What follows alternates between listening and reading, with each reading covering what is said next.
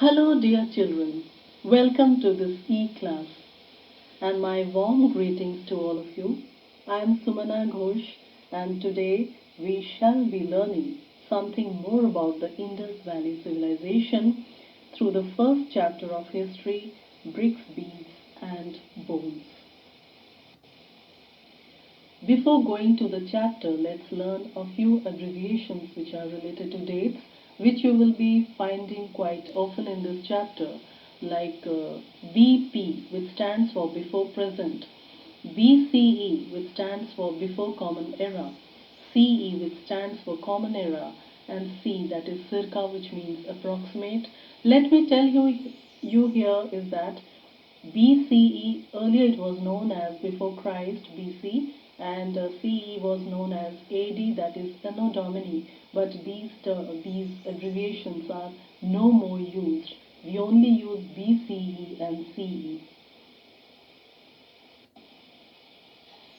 So we come to the first chapter, that is bricks, beads and bones. You all must be wondering, what has bricks, beads and bones to do with the Indus Valley civilization? Now, the Harappan civilization is also called the Indus Valley civilization. Archaeologists use the term Harappan culture often to denote the Indus Valley civilization. So, from here we get a term culture. What is culture? Culture is a group of objects distinctive in style that are usually found together within a specific geographical area and over a period of time. Example: seals, beads, weights, stone blades, baked bricks, and so on. Here we can see some terracotta seals having animal motifs, and these are very treasured artifacts from the Harappan civilization. What might have been the time period of the Indus Valley civilization? According to the archaeologists and historians, it dates back to circa 2600 to 1900 BCE. If we compare it with the other civilizations of the world, Indus Valley civilization happens to be quite a recent civilization, and it has been also excavated quite recently, brought to the world quite recently in the 19th century. What are the places which are included in the Indus Valley civilization? Afghanistan, Jammu, Balochistan, that is Pakistan, and Gujarat. Were there other cultures before the mature Harappan culture began? And the answer is yes. There were several other archaeological cultures prior to the mature Harappan culture. And we can say that because they had distinctive pottery, they had distinctive agriculture, pastoralism, craft production, and so on. And these settlements were quite small, having no large buildings in comparison to the Harappan civilization. Here in the map, you can easily find the important sites of the Indus Valley civilization. Let's start with the sites of India. That is, in Gujarat we have Dholavira, we have Lothal. Then in Haryana we have Banawali, Rakhigadi. We have Kalibangan in Rajasthan. When we go out of the Indian border of India, we find Harappa and Mohenjo-daro, which are located in Pakistan. There are many other sites which have been excavated over the time, and we are going to deal with those names in our subsequent lectures. It appears that there was a break between the early Harappan culture and the later Harappan civilization. So let's see what were the subsistence strategies of the Harappan people. That is, now whatever we are going to deal with, we are going to deal with the later Harappan civilization, which is also known as Indus Valley civilization. They ate a variety of plant and animal products. First we see the plant products which they ate. They ate wheat, barley, lentil, chickpea, sesame. They also ate millets, which have been found in some sites of Gujarat. However, the evidence of use of rice, that is consumption of rice, is quite rare. All these evidences have been provided by archaeobotanists who are actually specialists in ancient plant remains. What were the animal products which they might have eaten? That includes boar, deer, gharial, fish, fowl. They also domesticated certain animals like sheep, goat, cattle, buffalo, pig, and all these evidences have been provided by archaeozoologists, and they are specialists in ancient animal remains. Now, all these evidences provided by archaeozoologists and archaeobotanists include bones of these animals and remains of charred grains and seeds due to accidental burning. What are the various evidences of agricultural technologies used? It is seen that oxen was used for plowing, which has been indicated by representations on the seals and terracotta sculpture. What do you mean by terracotta? That is, items or artifacts which are made of baked clay. So these terracotta seals and sculptures had representations of oxen. Terracotta models of plough have also been found in Cholistan, Banavali in Haryana. Then there has been evidence of ploughed field at Kalibangan, Rajasthan. And when the archaeologists went to study that, they found that the field had two sets of furrows which were at right angles to each other. Here you can see several pots and plates and various artifacts which have been excavated by the archaeologists. What were the tools used for harvesting? Did they use stone blades with wooden handles or did they use metal tools? It's still unclear. Actually, children, this entire civilization, Indus Valley civilization, is still being studied and scrutinized by the archaeologists as well as the historians. And it's not only a matter of interest for the Indian archaeologists and historians, it's equally a matter of interest for the foreigners as well. And studies are going on, and who knows that in the coming days we may find some more interesting facts and figures related to the Indus Valley civilization. The methods of irrigation which they might have used was most Harappan sites are located in semi-arid lands. So as it is quite evident that irrigation was necessary. Traces of canals have been found at Shortuga in Afghanistan. Water reservoirs have been found in Dholavira in Gujarat, which shows that they might have used canals, they might have used water reservoirs for storing of water. However, canals have not been located in Punjab and Sindh till date, but archaeologists do not dismiss the idea that Punjab and Sindh might have also had canals or reservoirs. Let's come to Mohenjo-daro, which happens to be a very planned urban center. The first site to be discovered was Harappa, but Mohenjo-daro remains till date the most well-known site of the Indus Valley civilization. The settlement in Mohenjo-daro was divided into two sections. Citadel, smaller but higher settlement. Lower town, lower but larger settlement. Let's see the town planning of Mohenjo-daro. The town planning of Mohenjo-daro shows a lot of planning and coordination when we see the citadel. In the citadel, the buildings were constructed of mud brick platforms, and the citadel had wall on all its sides which physically separated it from the lower town. When we see the lower town, we find that it was also walled and there was presence of several buildings built on platforms. Now, the archaeologists do not exactly know the techniques of making bricks which were used for making these buildings and platforms.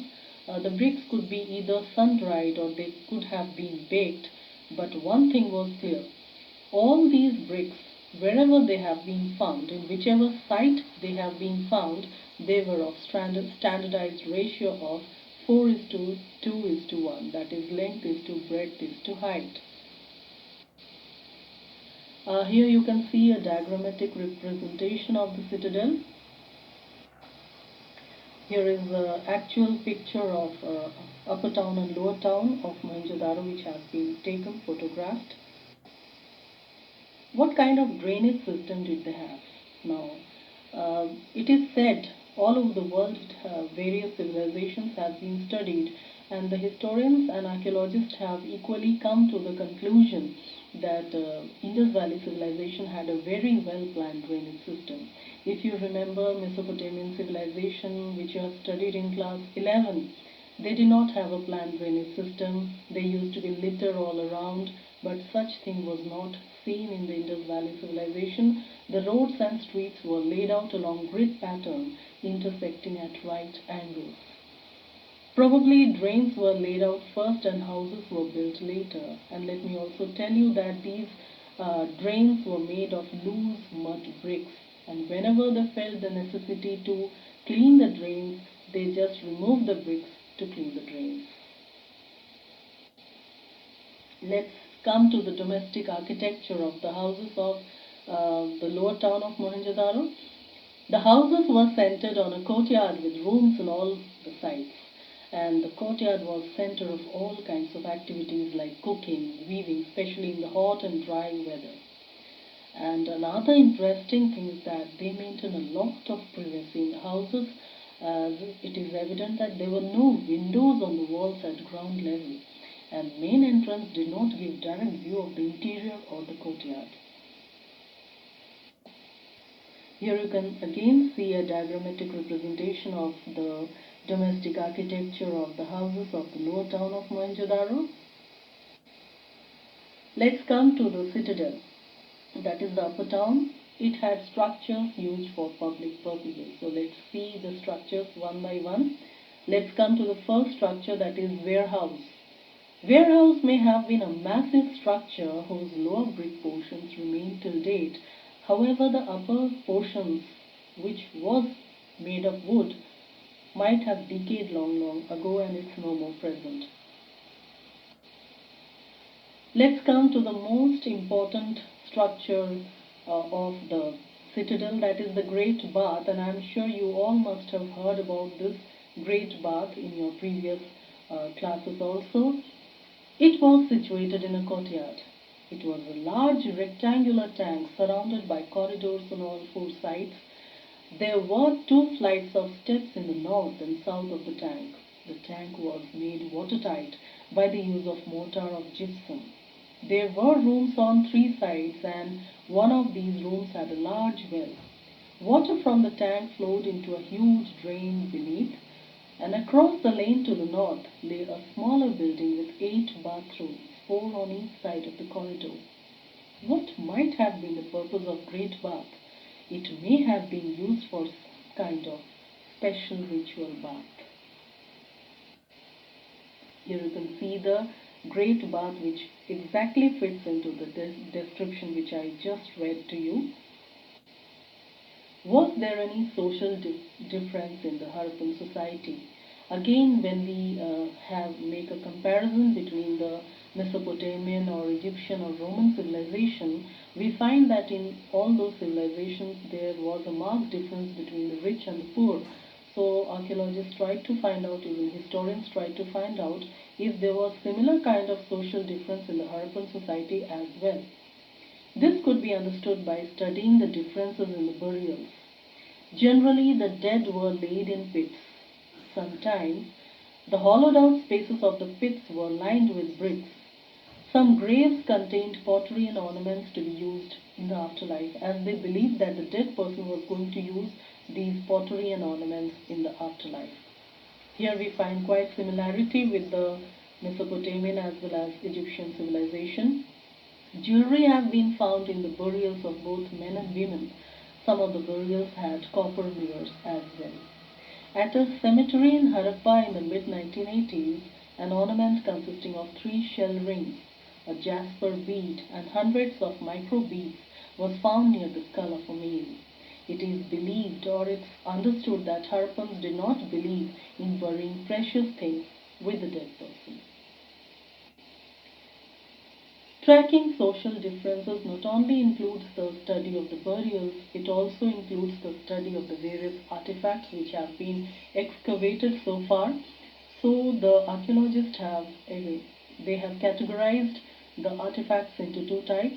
One is the utilitarian items and second is the luxurious items.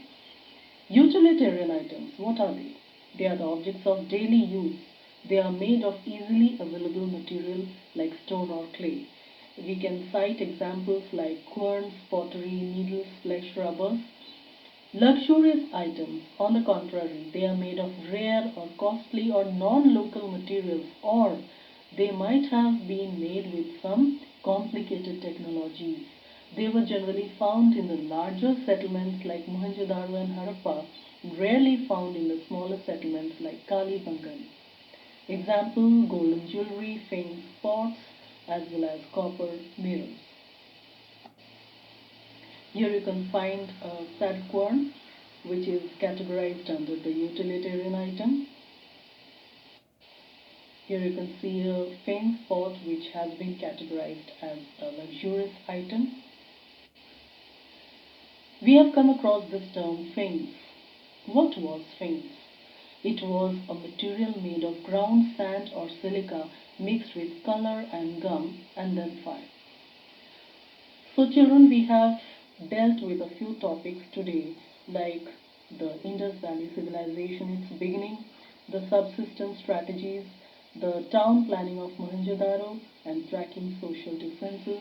Once you go through this entire PPT, you will be getting a clearer concept of the topics which have been dealt so far. There are other topics which I'll be dealing in my subsequent lectures, and I hope you have enjoyed. Uh, I have got some assignment for you, a set of questions for you. First question, what were the subsistence strategies of the Harappan people? 2. Write a detailed description of the town planning of Mohenjo-daro. 3. What shows that Harappans had concerns for privacy in their homes? 4. Describe the Great Bath. 5. Distinguish between luxurious and utilitarian items. I hope you have got a clearer concept after going through this entire PPT. In spite of that, in case of any doubts, do get back to me. Thank you.